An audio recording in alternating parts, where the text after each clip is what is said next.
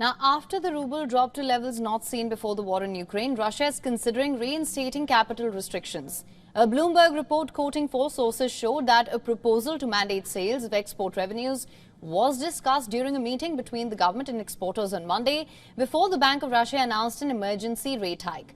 2 of those Bloomberg sources said no progress was made. Another meeting may be scheduled for later this week. Now, since the outbreak of the war last year, the ruble's decline was slowed by forced sales of export income and other measures, including prohibitions on bank transfers of foreign money.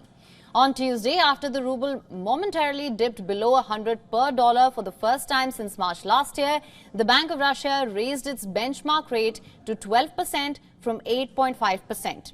Despite briefly rising following the rate decision, the ruble has lost approximately 25% of its value against the dollar so far this year, placing it in the bottom 3 of emerging economies.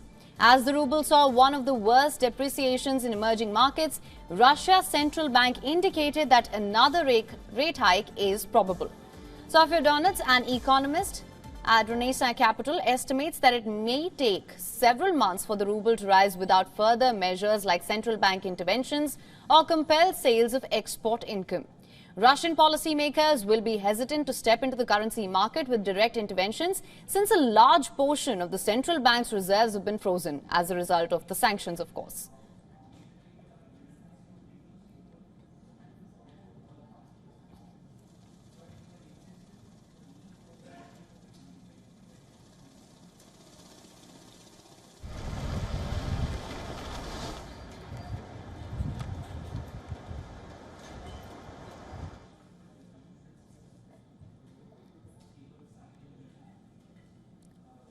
WION is now available in your country. Download the app now. Get all the news on the move.